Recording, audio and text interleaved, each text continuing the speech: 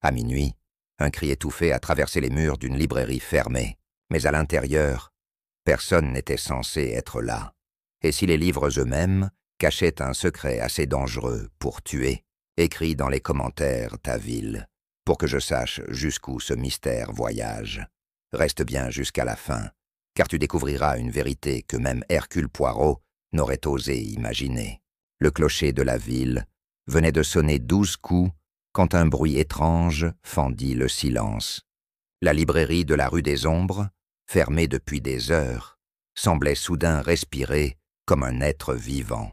Les volets y tremblaient légèrement, comme si une main invisible les effleurait. Un passant solitaire, pressant son manteau contre lui à cause du froid, s'arrêta. Il crut entendre un murmure derrière les vitres sombres. Mais qui aurait pu être là, au milieu de la nuit, dans ce temple de papier? Son cœur accéléra. À l'intérieur, une chandelle s'alluma brusquement. Sa lueur tremblotante révéla des silhouettes mouvantes entre les rayonnages. Était-ce un reflet? Ou bien quelqu'un? Ou quelque chose? S'était-il invité dans ce sanctuaire littéraire?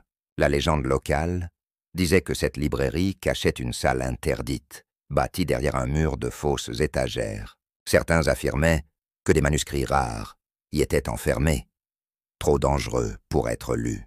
D'autres, qu'un secret de famille y dormait, jalousement protégé depuis des générations. Puis, un cri, bref, étranglé, comme arraché de la gorge de quelqu'un qu'on faisait taire. Le bruit cessa aussitôt, laissant derrière lui un vide glacial. La rue entière sembla retenir son souffle. Ce fut exactement à cet instant que le détective Hercule Poirot, de retour d'une soirée mondaine, passa par là. Son esprit méthodique, jamais endormi, capta immédiatement l'anomalie. Ses moustaches frémirent légèrement, signe que l'affaire l'intriguait déjà. Il s'arrêta net, ses yeux perçants, fixés sur la porte close. Pour la plupart des passants, il n'y aurait rien eu d'extraordinaire. Mais pour lui, le moindre détail avait un poids. Et ce silence pesait lourd, beaucoup trop lourd. Poirot prit une inspiration lente. Il savait que ce qu'il découvrirait à l'intérieur ne serait pas banal. Son instinct lui murmurait que la vérité avait choisi cette nuit précise pour se dévoiler, et qu'il, Hercule Poirot, était destiné à la révéler. Alors il posa sa main gantée sur la poignée froide de la librairie. Minuit venait de sonner, et le mystère, lui, ne faisait que commencer. La poignée tourna plus facilement que Poirot ne l'avait imaginé. La porte céda dans un léger grincement, comme si elle attendait d'être poussée. Une odeur d'encre ancienne et de bois humide s'échappa aussitôt, enveloppant le détective dans un parfum d'histoire et de secret. Il referma doucement derrière lui, observant le moindre détail. Le tapis poussiéreux portait l'empreinte récente de pas. Des traces nettes, encore fraîches, zigzaguaient entre les rayonnages. Poirot s'accroupit, effleurant le tissu usé du bout de ses gants. Ce n'était pas un client égaré, non. C'était quelqu'un qui connaissait les lieux. À gauche, une lampe à huile brûlait encore. Sa flamme vacillait, dessinant des ombres dansantes qui semblaient se cacher dans les recoins. Chaque étagère paraissait vivante, prête à révéler ou dissimuler une vérité. Poirot savait que l'ombre est toujours la complice du crime. Un bruit sec retentit soudain au fond de la pièce, comme le claquement d'un livre refermé à la hâte. Poirot se redressa, son regard s'affûtant. Il avança lentement, ses chaussures craquant sur le parquet. Chaque pas résonnait comme un coup de marteau dans le silence. Puis il la vit. Une plume d'oie, tombée au sol, encore humide d'encre rouge. Mais en la ramassant, Poirot comprit que ce n'était pas de l'encre. Ses yeux se plissèrent. Il connaissait trop bien cette teinte sombre et métallique. Du sang. Le cri entendu dans la rue n'était donc pas une illusion. Quelqu'un avait été blessé, peut-être même assassiné, à l'intérieur de cette librairie. Et l'assassin pouvait être encore là, tapi dans l'ombre. Poirot serra la plume entre ses doigts, comme une pièce à conviction précieuse. Ses petites cellules grises s'activaient déjà, construisant des hypothèses, éliminant les impossibles. Mais une question s'imposait. Pourquoi une librairie? Pourquoi ce lieu précis, à cette heure précise? En avançant, il remarqua qu'une étagère semblait déplacée. Les livres mal alignés, la poussière rompue, tout trahissait une main pressée. Poirot toucha le bois et perçut un courant d'air froid s'échapper d'une fente invisible. Il comprit alors, derrière ce mur de volumes endormis, se cachait une autre pièce, et c'était là que le silence de minuit prenait tout son sens. Poirot posa sa main contre l'étagère. D'un geste délicat mais assuré, il pressa l'un des vieux volumes dont la reliure craquelée semblait déplacée. Dans un soupir de bois ancien, le meuble bascula légèrement, révélant une ouverture sombre derrière les rayonnages. L'air qui s'en échappait était glacé, comme s'il provenait des entrailles mêmes de la terre. Il ajusta ses moustaches et pénétra dans le passage secret. Les murs étroits étaient faits de pierre brute, couverts de suie et de poussière. On aurait dit un couloir, oublié depuis des siècles, construit pour cacher des choses que personne n'aurait dû découvrir. Une lampe à huile, posée à moitié renversée sur une caisse, éclairait faiblement la pénombre. À côté, des papiers éparpillés jonchaient le sol. Lettres anciennes, contrats déchirés, fragments de journaux. Poirot s'accroupit, examinant un parchemin taché d'un sceau brisé. Ses yeux s'illuminèrent. Il avait devant lui des documents remontant à plus de 100 ans, mais ce ne furent pas les papiers qui retinrent son attention. Dans un coin, à demi dissimulé par une couverture poussiéreuse, gisait un corps. Un homme, la cinquantaine, vêtu d'un costume sombre, le visage livide et les yeux écarquillés d'effroi. Son poing serré tenait encore une clé rouillée. Poirot se pencha lentement. Pas de lutte apparente, pas de sang en abondance, mais une raideur dans les traits et une étrange marque violacée sur le cou. Le détective fronça les sourcils. Tout indiquait un empoisonnement rapide, exécuté avec précision. Il prit une inspiration. Le choix du lieu n'était pas anodin. Une librairie, un passage secret, des archives dissimulées. L'homme n'était pas une victime ordinaire. Il avait découvert quelque chose qu'il n'aurait pas dû lire ou transmettre. Et ce secret, Poirot en était certain, valait un meurtre. Soudain, un craquement fit vibrer le silence derrière lui. Quelqu'un venait d'effleurer le plancher du couloir. Poirot se redressa, son regard fixé sur l'entrée obscure. Il n'était pas seul. Le bruit s'éteignit, comme si l'intrus avait retenu son souffle. Poirot ne bougea pas, sa silhouette calme, mais ses sens en alerte. Sa voix, posée et tranchante, résonna doucement. « Sortez de l'ombre, mon ami. Le théâtre est clos, mais le rideau n'est pas encore tombé. » Un léger mouvement troubla l'ombre du couloir. Une silhouette mince, vêtue d'un manteau sombre, apparut lentement dans le halo tremblotant de la lampe à huile. Ses yeux brillaient d'une inquiétude nerveuse, comme ceux d'un animal acculé. Poirot ne fit pas un geste brusque. Il observa chaque détail. La main crispée sur une poche, la respiration haletante, les chaussures encore couvertes de poussière fraîche. Tout trahissait une présence clandestine, et surtout une peur incontrôlable. « Qui êtes-vous, mademoiselle ?» demanda Poirot d'une voix douce, presque polie. « Il est bien tard pour venir feuilleter des romans. » La jeune femme hésita, jetant un regard paniqué vers le corps au sol. Ses lèvres tremblèrent avant de prononcer quelques mots. Je n'ai rien fait. Je l'ai trouvé déjà mort. » Poirot arqua un sourcil, la défense spontanée. Typique de celui qui veut devancer l'accusation. Mais ces petites cellules grises savaient qu'il fallait plus qu'une exclamation pour disculper une âme en détresse. Il s'approcha d'elle avec calme, main derrière le dos. « Alors, expliquez-moi, je vous prie, pourquoi entrer par un passage secret, si ce n'est pas pour dissimuler quelque chose ?» La femme recula d'un pas, puis s'arrêta, comme piégée par les murs étroits. Elle sortit finalement un petit carnet de cuir, usé, presque dissimulé contre sa poitrine. « J'étais venu pour ça. Il contient la vérité. » Poirot prit le carnet sans l'ouvrir tout de suite. Son regard passa du livre au visage terrifié de l'intruse. « La vérité ?» disait-elle. « Mais la vérité peut être un poison plus dangereux encore que celui qui venait d'ôter la vie à l'homme au sol. » Il glissa le carnet dans sa poche intérieure. « Très bien, mademoiselle, vous viendrez avec moi, car si la vérité est là, alors nous devons nous assurer qu'elle ne se perde pas dans le silence de cette nuit. » Poirot sortit le carnet de sa poche avec une lenteur cérémonieuse. La reliure, usée par le temps, semblait vibrer d'un poids invisible, comme si elle contenait plus que de simples mots. Ses doigts, gantés, effleurèrent les pages jaunies, et il sentit aussitôt que ce petit objet avait déjà coûté une vie. Il l'ouvrit.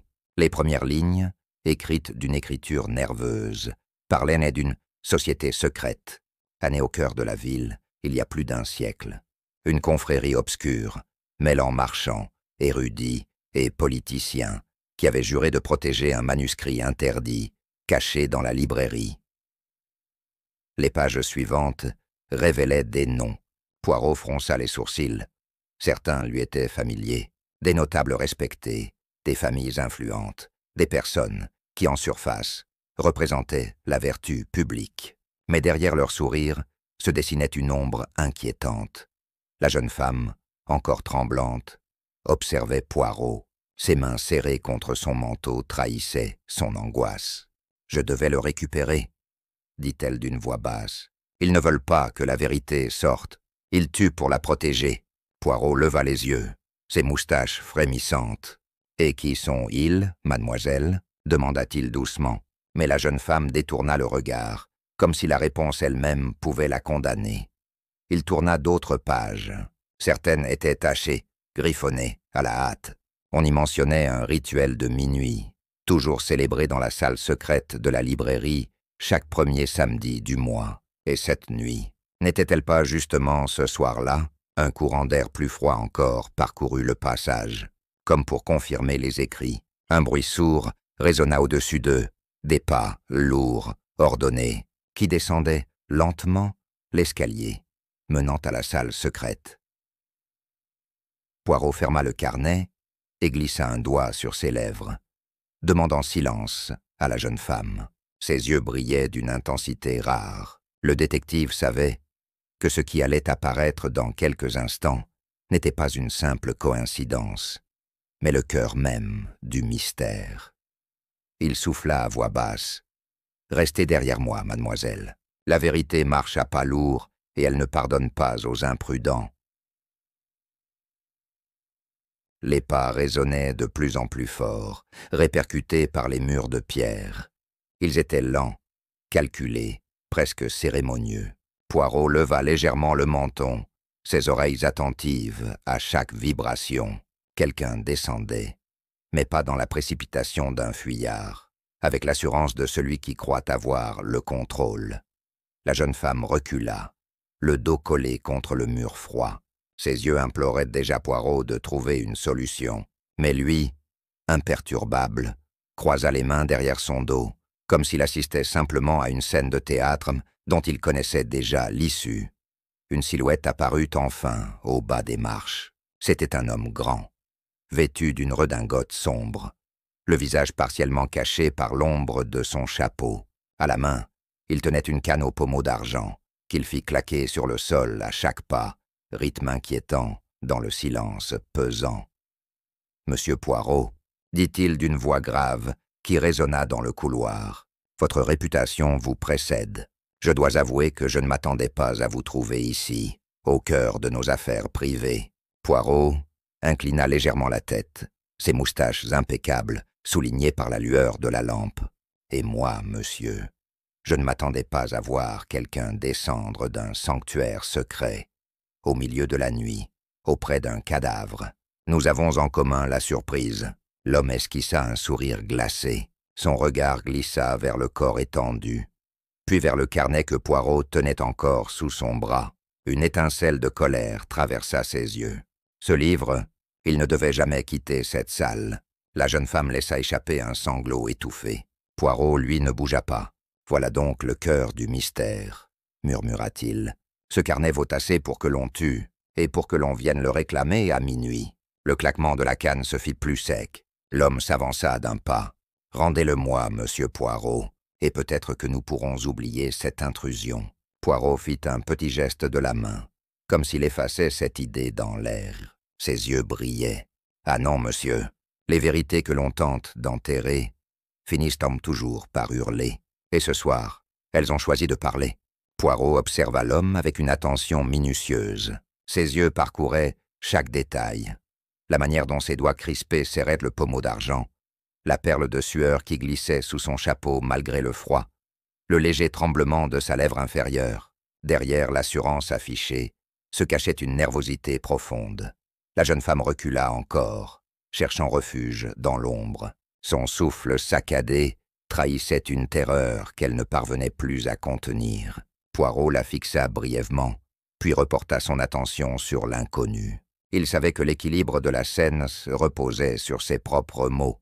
« Vous parlez d'oubli, monsieur, » dit Poirot doucement, mais je crains que l'oubli ne soit pas possible lorsque le sang a déjà coulé. Il désigna le corps étendu d'un léger mouvement de tête. Cet homme était-il un frère de votre cercle, ou bien un traître que vous avez jugé bon de réduire au silence? L'homme à la canne serra les dents. Son silence pesait plus que n'importe quelle confession. Puis, brusquement, il frappa le sol de son pommeau, le bruit résonnant comme un coup de tonnerre dans le passage. « Vous ne comprenez pas, Poirot, ce carnet n'est pas qu'un simple document. Il porte une vérité qui pourrait détruire bien plus qu'une réputation. » Poirot esquissa un sourire fin, presque ironique. « Voilà qui devient intéressant. Vous confirmez donc qu'il s'agit bien d'un secret à protéger, assez puissant pour justifier un meurtre. » Le visage de l'homme se crispa. Ses yeux lancèrent un éclat furieux. « Rendez-le-moi, ou vous vous exposerez à un danger que même vos moustaches ne pourront pas détourner. » La jeune femme poussa un cri étouffé. Elle s'accrocha au bras de Poirot, suppliant en silence qu'il ne cède pas. Le détective, imperturbable, posa une main rassurante sur son épaule. « Non, monsieur, » dit-il calmement, « ce n'est pas moi qui ai entre les mains votre destin, mais ce petit carnet. Et croyez-moi, il me parlera. » L'homme recula d'un pas, ses traits durcis par la colère, mais dans son regard brillait désormais autre chose. Une peur sourde, la peur de voir des secrets ancestraux livrés à la lumière. Poirot ouvrit de nouveau le carnet, sous le regard brûlant de l'homme à la canne. Les pages craquèrent doucement, comme si elles protestaient contre l'indiscrétion. Ses yeux parcoururent les lignes avec une précision méthodique. Chaque mot semblait déposer une pierre de plus dans l'édifice du mystère. Il lut à voix haute quelques phrases. Le pacte fut signé dans cette salle. Chaque héritier portera le fardeau. Le silence sera gardé jusqu'à la fin des temps. Poirot leva les yeux vers l'homme. « Voilà donc votre fameux secret, monsieur. Un pacte ancestral, scellé dans cette librairie. » L'homme serra sa canne, son visage se contractant sous la rage. « Ce sont des affaires qui ne regardent pas un étranger, » lança-t-il d'une voix dure, mais son ton, plus qu'autoritaire, trahissait une crainte, celle que le masque se fissure. Poirot tourna une autre page, tachée d'encre et de sang séché. Là, une liste de noms apparaissait. Certains avaient été barrés d'une croix noire, d'autres étaient entourés, comme s'ils attendaient leur tour. Poirot posa son doigt sur un nom. « Et cet homme, mort, à nos pieds. Il figure sur votre liste. Voilà donc pourquoi il a payé de sa vie. » La jeune femme, blême, étouffa un sanglot. « Il les élimine, l'un après l'autre, ceux qui refusent de continuer le pacte. » Sa voix tremblait. Mais ses paroles frappaient l'air comme une lame. L'homme à la canne frappa le sol, son regard se durcissant. « Vous ne comprenez pas, ce manuscrit doit rester caché. S'il venait à être révélé, c'est toute la ville qui plongerait dans le chaos. » Poirot referma doucement le carnet. Ses moustaches frémirent, signe d'une réflexion profonde. « Ah, monsieur, toujours ce même argument. Cacher la vérité pour protéger le monde. Mais croyez-moi, rien n'est plus dangereux que les secrets étouffés. Ils finissent toujours par éclater, et souvent dans le sang. » Un silence pesant tomba. Les flammes de la lampe vacillaient, projetant sur les murs des ombres inquiétantes. On aurait dit que la librairie elle-même écoutait, avide de ce duel entre lumière et ténèbres. Poirot s'avança d'un pas, son regard brillant d'intelligence. « Et je vous le dis, je découvrirai ce manuscrit interdit. Car là réside la clé, n'est-ce pas? Ce n'est pas le carnet que vous craignez, mais le livre qu'il mentionne. » Poirot posa le carnet sur une table branlante, ses doigts glissant doucement sur la couverture. Ses yeux pétillaient d'une lueur aiguë. Il venait de toucher le cœur du problème. Ce manuscrit interdit, mentionné dans les pages, était la véritable raison de ce meurtre et des secrets sanglants qui entouraient la librairie. Il leva les yeux vers l'homme à la canne. « Ce livre, où est-il caché ?» demanda-t-il calmement, mais derrière la douceur de sa voix, on devinait une fermeté inébranlable. Poirot n'était pas homme à reculer quand la vérité se trouvait à portée de ses petites cellules grises. L'homme esquissa un sourire amer. « Vous ne le trouverez jamais. Même si vous retournez chaque pierre de cette librairie, il restera hors de votre portée. » Ces paroles se voulaient assurées, mais sa main tremblante, sur le pommeau d'argent, trahissait une panique naissante. La jeune femme, blême, se tourna brusquement vers un pan de mur, dissimulé derrière une rangée de livres anciens. « Non, je crois savoir, » murmura-t-elle. Ses doigts parcoururent les reliures poussiéreuses avec une sorte d'instinct désespéré. Elle s'arrêta sur un volume épais, sans titre, plus usé que les autres. Poirot l'observa, ses yeux brillants d'intérêt. Il laissa la jeune femme tirer le livre. Un déclic résonna aussitôt, suivi d'un bruit mécanique. Le mur s'entr'ouvrit lentement, révélant une ouverture encore plus obscure, d'où s'échappait un souffle glacial. L'homme à la canne poussa un cri rauque. « Non, vous ne devez pas entrer là !» Son masque de contrôle venait de se briser. La terreur pure déformait ses traits, comme s'il avait vu l'ombre d'un monstre tapi derrière la pierre. Poirot, imperturbable, posa un doigt sur ses moustaches et fit un pas vers l'ouverture. « Ah, donc c'est bien ici, n'est-ce pas? Ce manuscrit, que vous craignez tant, repose derrière ce mur. » La lampe vacilla, projetant une clarté incertaine sur le passage dévoilé. Une odeur de poussière séculaire, mêlée à celle du parchemin moisi, s'en échappa, saturant l'air d'un parfum d'interdit. Poirot inspira profondément, puis se tourna vers ses deux compagnons. « Eh bien, mes amis, il est temps de lever le voile, car derrière cette obscurité, je le sens, nous trouverons la vérité que vous redoutez tous. » Le mur s'ouvrit lentement, dans un gémissement sourd, révélant un couloir étroit plongé dans une obscurité totale. L'air qui s'en échappait était glacial, saturé d'une odeur de papier moisi et de cire éteinte depuis des années. Poirot fit un pas en avant, ses moustaches frémissant, comme si elle percevait le danger invisible. La jeune femme hésita, jetant un regard terrifié à l'ouverture béante. Ses lèvres tremblaient. « Je ne suis pas sûr que nous devrions... » Mais Poirot leva la main, apaisant son inquiétude d'un simple geste. « Le devoir de la vérité ne se choisit pas, mademoiselle. Il s'impose. » Ils entrèrent. Le passage s'élargit pour déboucher sur une salle circulaire, creusée dans la pierre, soutenue par des arches massives. Des chandeliers éteints pendaient du plafond, et sur une grande table de chêne reposaient des piles de manuscrits, recouverts de toiles d'araignée. Au centre, posé seul comme une relique sacrée, se trouvait un volume énorme, relié de cuir noir, marqué d'un sceau rouge craquelé par le temps. Même dans la pénombre, il dégageait une aura étrange, presque oppressante. La jeune femme recula, ses mains couvrant instinctivement son visage. Poirot s'approcha lentement. Chaque pas résonnait dans la salle, comme un coup de marteau. Ses yeux fixaient le livre, mais son esprit analysait déjà les moindres détails. La poussière déplacée, les traces récentes de doigts sur la couverture, la cire fondue d'une chandelle proche. Ce manuscrit n'était pas resté intouché. L'homme à la canne entra à son tour, haletant. Ses traits étaient crispés, ses yeux fous d'angoisse. « Ne l'ouvrez pas. Vous ne comprenez pas ce que cela déclenchera. » Sa voix se brisa, résonnant comme une prière désespérée. Poirot se tourna vers lui, ses moustaches dressées comme les antennes d'un esprit en alerte. « Au contraire, monsieur, je comprends très bien. C'est parce que ce livre contient la vérité que vous avez peur. Et c'est précisément pour cela qu'il doit être lu. » Ses doigts gantés effleurèrent la couverture. Un frisson parcourut la salle, comme si l'air lui-même retenait son souffle. La jeune femme étouffa un cri, et l'homme à la canne s'avança brusquement, prêt à arracher l'ouvrage. Mais Poirot posa fermement la main sur le manuscrit. Sa voix, basse et implacable, résonna dans la salle. Ce soir, le silence de minuit s'achève, et avec lui, vos mensonges.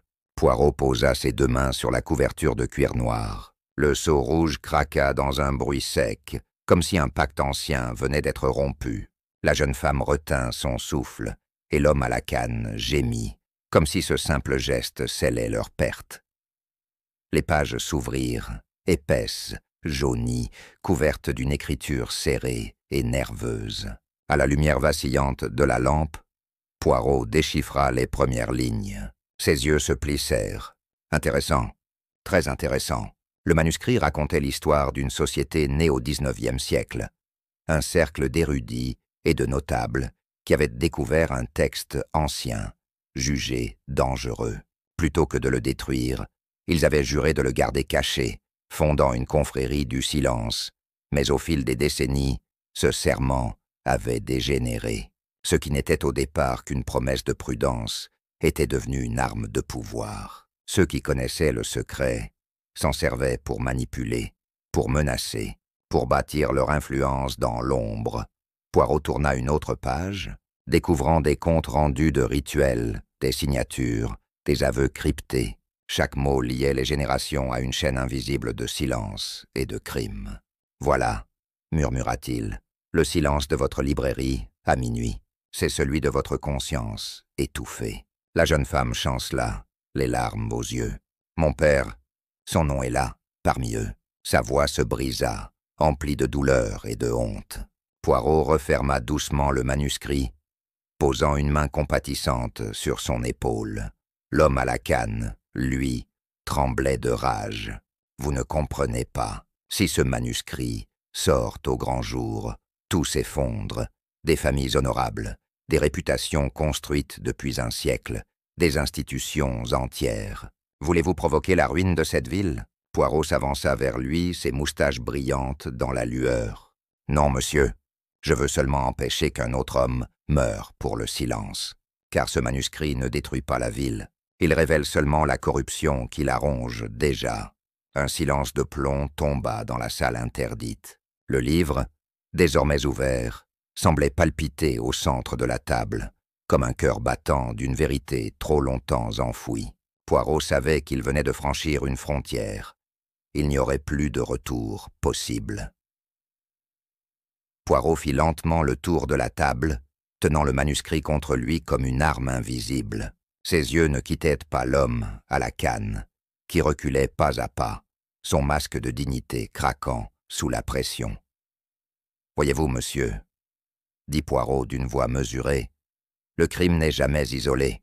Il est toujours le fruit d'un enchaînement logique. Et ici, la logique me conduit de ce cadavre jusqu'à vous. » L'homme déglutit difficilement, ses doigts crispés sur le pommeau d'argent. « Vous ne pouvez pas prouver que j'ai... » Sa voix se brisa, incapable d'achever la phrase.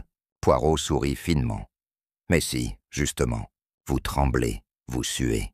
Vous avez la voix d'un homme acculé. Et surtout, vous êtes le seul à craindre que ce manuscrit soit lu. Les innocents n'ont rien à redouter de la vérité. » La jeune femme, encore secouée, osa enfin s'avancer. Elle désigna la plume tachée de sang que Poirot avait ramassée plus tôt. « Je l'ai vue dans sa poche, quand il est entré. Il l'a laissée tomber quand il a tué. » L'homme à la canne blêmit, ses lèvres s'agitèrent, mais aucun son n'en sortit. Poirot hocha la tête doucement, confirmant l'accusation. « Voilà, la preuve matérielle.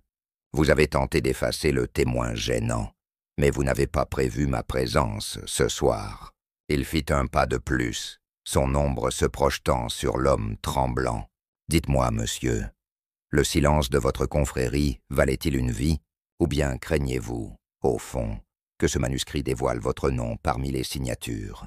Un souffle glacial parcourut la salle. L'homme vacilla, serrant sa canne comme s'il pouvait s'y accrocher pour ne pas sombrer. Ses yeux, désormais vides de défi, reflétèrent la peur d'un homme pris au piège. Poirot conclut d'une voix ferme, résonnant comme un verdict. « Vous avez choisi le meurtre pour prolonger le silence, mais ce soir, c'est moi qui décide. Et je vous assure, monsieur, le silence est terminé. » Oh. Poirot posa le manuscrit sur la table, ses doigts effleurant la couverture comme s'il tenait entre ses mains le cœur même du crime. Ses petites cellules grises bouillonnaient, assemblant les pièces du puzzle avec une précision implacable. « Voici ce qui s'est passé », commença-t-il d'une voix ferme. Cet homme au sol avait décidé de rompre le pacte. Il voulait révéler l'existence de la confrérie et de ce manuscrit interdit. Vous, monsieur, vous avez été chargé de l'empêcher, mais au lieu de le convaincre, vous avez choisi de l'empoisonner. L'homme à la canne serra les mâchoires, ses yeux luisants d'une lueur désespérée. « Vous n'avez pas de preuves directes ?» murmura-t-il. Poirot leva une main. « Oh, mais si, la plume tachée de sang, le carnet retrouvé dans les mains de cette jeune femme. Et surtout, votre panique, votre peur, elle parle plus fort que tous vos mots. » La jeune femme hocha la tête, les larmes aux yeux. « Je l'ai vu, j'étais caché, je n'ai rien pu faire. » Sa voix brisée résonna comme un coup de glas dans la salle interdite. Poirot s'approcha de l'homme à la canne, son ombre se projetant sur lui. « Vous ne craignez pas seulement ce manuscrit, vous craignez qu'en le lisant, on découvre votre propre signature, car vous n'êtes pas qu'un gardien, vous êtes l'un des piliers de cette société secrète. » Un silence lourd s'abattit, l'homme recula d'un pas, puis un autre, comme si chaque mot de Poirot l'enchaînait davantage. Ses yeux cherchaient une échappatoire, mais les murs de pierre semblaient se refermer sur lui. « Et voilà le vrai drame, » reprit Poirot. « Vous avez cru que le silence pouvait durer éternellement. Mais le silence, monsieur, est comme une corde trop tendue. Tôt ou tard, il finit par se briser. » L'homme, vaincu, lâcha sa canne, qui tomba dans un bruit sec sur le sol. Sa respiration haletante résonnait dans l'obscurité. Pour la première fois, son visage montrait non plus la colère, mais la résignation. Poirot croisa les bras, son regard d'acier fixé sur lui. « La vérité est maintenant entre mes mains, et je vous assure qu'elle ne retournera plus jamais dans l'ombre. » L'homme à la canne s'adossa contre le mur de pierre, ses yeux perdus dans le vide. Sa voix, basse, résonna dans la salle comme un murmure d'outre-tombe. « Vous ne comprenez pas, Poirot, ce manuscrit est une malédiction. Chaque génération l'a porté et chacune a payé le prix. » Poirot croisa les mains derrière son dos, implacable. « Non, monsieur, ce n'est pas le manuscrit qui est maudit, ce sont les hommes qui, au nom du secret, ont commis des crimes. Le livre n'est qu'un miroir. » La jeune femme, pâle mais décidée, s'avança. « Ils ont tué mon père pour protéger ses pages. Je refuse que cela continue. » Sa voix vibrait d'une force nouvelle, comme si la vérité la libérait de ses chaînes. L'homme tomba à genoux, sa canne roulée au sol. Ses épaules tremblaient. « Si vous livrez ce manuscrit, nos familles, nos noms, tout sera détruit. » Ces paroles n'étaient plus celles d'un maître, mais celles d'un condamné implorant la grâce. Poirot s'accroupit devant lui, son regard plongeant dans le sien. « Vous avez choisi le meurtre pour préserver vos privilèges. Vous avez choisi le silence pour éviter la honte. Mais ce soir, vous n'avez plus le choix. » Un long silence suivit. Seuls les craquements de la pierre résonnaient, comme si la salle elle-même jugeait l'accusé. La jeune femme s'approcha du manuscrit, posant sa main tremblante sur la couverture fermée. « Poirot, que devons-nous faire ?» demanda-t-elle, la voix brisée, entre peur et espoir. « Le brûler? Le livrer aux autorités? Ou l'enterrer à nouveau ?» Poirot inspira lentement, ses moustaches frémissant. Il savait que la décision pesait plus lourd que n'importe quelle enquête passée. Le choix ne concernait pas seulement la justice, mais l'avenir de toute une ville. Ses yeux brillèrent d'une lueur grave. « Ce n'est pas à moi seul de décider, mademoiselle. Mais sachez ceci, cacher la vérité n'a jamais empêché le mal. Au contraire, il l'a nourri. Poirot contempla le manuscrit posé sur la table, son épaisseur menaçante semblant contenir tout le poids des crimes passés. Autour de lui, le silence de la salle interdite vibrait, comme suspendu entre deux mondes, celui de l'ombre et celui de la vérité. La jeune femme serrait ses poings, déterminée. Mon père est mort pour ce secret. Je ne permettrai pas que son sacrifice soit vain. Ses yeux brillaient d'une résolution nouvelle, presque héroïque. Poirot hocha doucement la tête. « Vous avez raison, mademoiselle. Ce livre doit être remis à la justice. Pas brûlé, pas enterré, mais exposé à la lumière. Car seule la vérité peut briser la chaîne du silence. » L'homme à la canne, effondré, ne protesta plus. Ses yeux vides fixaient le sol, son corps secoué par une résignation glaciale. Il n'était plus le gardien du secret, mais simplement le prisonnier de ses propres mensonges. Poirot se redressa, tenant le manuscrit contre lui. Ses moustaches impeccables reflétaient la lueur vacillante de la lampe. Ce soir, mes amis, le silence de minuit a pris fin, et avec lui, le règne de ceux qui croyaient gouverner dans l'ombre. Ils sortirent de la salle interdite, laissant derrière eux le corps du défunt et l'écho d'un siècle de complot. La librairie, désormais vidée de son mystère, semblait redevenue un simple lieu de papier et d'encre. Mais Poirot savait que ces murs se souviendraient toujours. À l'extérieur, l'air de la nuit était plus léger, presque pur. La cloche sonna 1 heure, comme pour marquer la naissance d'un nouveau jour. Poirot inspira profondément, satisfait de voir la vérité enfin libérée. La jeune femme leva les yeux vers lui. « Merci, monsieur Poirot. Sans vous, je serais morte de peur, dans ces murs. » Il répondit avec un sourire discret. « Non, mademoiselle. Sans moi, peut-être. Mais sans vos mots, votre courage, rien n'aurait été possible. » Et tandis qu'il s'éloignait dans les rues désertes, Poirot songea que, comme toujours, ce n'était pas le crime lui-même qui l'avait le plus troublé, mais la faiblesse humaine, ce silence destructeur que seuls les rayons de la vérité pouvaient dissiper.